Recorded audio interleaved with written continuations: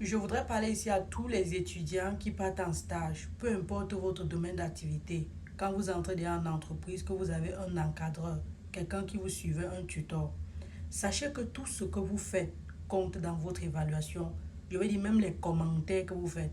Donc si votre tuteur, votre encadreur est en train de faire le Congo ça sur son collègue, vous mettez votre bouche sur ça, ça va entrer dans l'évaluation que non, vous avez une difficulté à vous intégrer en team. Je vous parle. Ce sont les choses que vous allez faire plus tard quand vous serez employé. Sachez que tout ce que vous faites, vous savez déjà que le retard, tout, vous devez pouvoir avoir une attitude professionnelle. Vous êtes là pour apprendre. Donc, ça veut dire qu'on teste vos connaissances en fonction de votre domaine. Vous devez mettre vos connaissances en exergue, poser des questions relevantes, pertinentes pour qui concernent votre domaine d'études et qui vont vous pousser à étudier. Pas parce que votre tuteur vous amène boire un café, vous dit venez manger, manger avec moi, est-ce que tu as on prend une pause, que tu vas penser que vous êtes devenus amis. Vous n'êtes jamais amis et vous ne serez jamais amis. Tout comme deux collègues ne seront jamais amis. Exceptionnellement, ils peuvent devenir. Mais toi encore en tant qu'étudiant, tu dois te rappeler de ça toujours et toujours. Et si je parle de ça, je veux parler surtout des personnes de peau noire qui viennent ici en Occident étudier. L'autre là, je crois que c'est même un sujet, on doit seulement ouvrir le chapitre parce que c'est la magie. La peau noire est déjà une forme de communication non verbale. Les Occidentaux perçoivent ça comme si nous sommes stupides, nous sommes des nègres, nous sommes des esclaves, nous sommes sales. Nous n'avons rien dans la tête. Donc, quand tu arrives en entreprise, ça c'est une communication. Et je parle ici surtout, si je ne veux pas dire surtout, je vais dire à tous les étudiants qui vont en stage dans le domaine sanitaire, encore à l'hôpital, parce que vous partez toucher les patients et toucher quelqu'un, entrer dans son intimité et tout. Donc, c'est déjà quelque chose. Et maintenant, vous devez vous démarquer de par ce que vous avez dans la tête et de par votre sens du professionnalisme. Notre culture est différente de la culture européenne. Dans les histoires qu'on cause avec, on pense que non, dès que quelqu'un te parle d'un truc, tu dis, oh, il faut prier, ma tante aussi avait fait ceci, mon oncle, ça ne marche pas ici. Tes problèmes sont tes problèmes. Ce qui te regarde, ta famille, ne t'ouvre pas trop. Tu gardes ça pour toi. Sois professionnel. S'il te parle de ses problèmes de couple ou elle te parle de ses problèmes de couple, des problèmes de famille, tu compatis. Oh, je suis désolée de l'écouter. Ça doit être vraiment difficile, c'est tout. Parce que moi-même, c'était arrivé à ma tante, à ma grand-mère, elle a fait ceci, elle a beaucoup prié, elle a écouté Kanguka. Vous essayez des choses comme ça va entrer dans votre report. C'est-à-dire qu'à la fin, quelqu'un qui souriait avec toi, qui te disait que tu es brave, va te mettre une note. Surtout en Italie, ils sont souvent braves. C'est brave, ma. Tu ne comprends pas, tu dis, mais je suis brave, mais ma, comment? Hum. Une autre chose que vous devez faire, c'est tenir compte de votre aspect physique, votre coiffure, votre vêtement bien repassé, votre chaussure propre. Même si eux ne lavent pas leurs chaussures, ce n'est pas un problème. Vous lavez vos chaussures et vous vous achetez un déodorant et un petit parfum qui ne coûte rien du tout. Aux aisselles et vous êtes OK. Ça compte, tout ça compte. Tout ça et votre haleine, je vous ai parlé dans une vidéo de cette substance de menthol, faite à base de mint, fait à base de il y a cette substance faite à base de menthe qu'on met dans la bouche. On brosse, normalement, on vend ça dans les trucs, c'est pour brosser les dents. Tu mets dans la bouche, tu nettoies, tu verses, ça te rafraîchit la laine.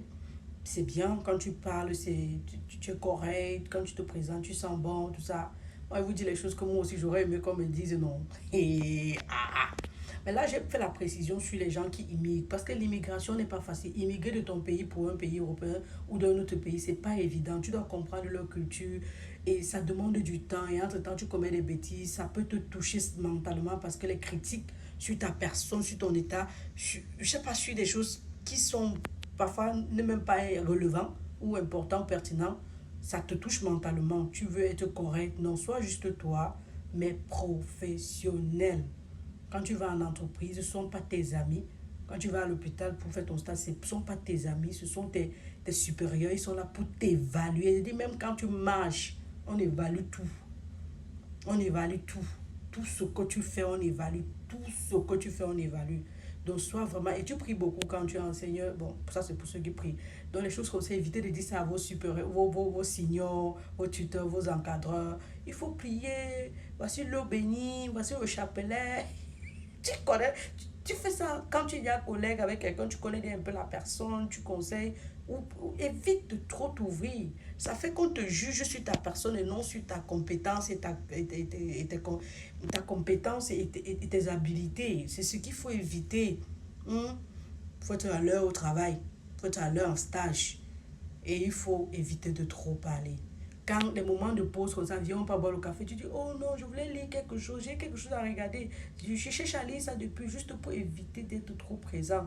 De temps en temps, tu es un peu amical, de temps en temps, tu es professionnel, tu sais. À la fin, on te respecte beaucoup. Je voudrais conclure en vous disant que la personne qui vous là, on dit ça en italien, la personne qui vous met ça par derrière le plus, c'est la personne qui rit beaucoup avec vous, qui sourit toujours, qui vous montre que vous êtes brave, qui vous accueille toujours avec le sourire. C'est la personne qui vous fait beaucoup de mal parce que vous ne vous contrôlez pas assez avec le genre de personne, vous vous laissez aller, vous commettez beaucoup d'erreurs et la personne note tout. Chez nous, par exemple, en Afrique, quand quelqu'un est fâché, tu peux voir sur son expression faciale, la personne est agressive avec les mots, les paroles. Mais en Occident, c'est pas comme ça. Celui qui est le plus fâché sourit avec toi, mais le sourire que tu vas voir. Quand quelqu'un attache trop sa bouche, il a ses problèmes à la maison. Quand quelqu'un te fait un commande, puis tu vois, quelqu'un te fait quelque chose, la personne fait avec les yeux. Tu n'es pas obligé de répondre. Tu peux faire comme si tu n'as pas vu. Ou tu souris seulement. C'est stratégique. Et tu vas passer incognito. On va te juger sur la base de ce que tu connais. Quand tu connais, tu as tes connaissances, tu discutes de façon polie. Oh, j'avais lu ceci. Je pensais que, donc ce n'est plus comme ça. Et la personne va te dire, oh, je vais chercher, donc c'est une nouveauté, vous allez faire comme ça. Mais ne dis pas, c'est comme ça, je sais que c'est ça, j'ai lu ça, tu discutes quoi? Bon, moi, je n'ai jamais fait ça. En tout cas, mais je vais dire, il y a des gens qui le font. Moi, je connais quelqu'un à qui lui a dit que son problème est culturel, en fait. C'est difficile. Immigrer est difficile. Oh.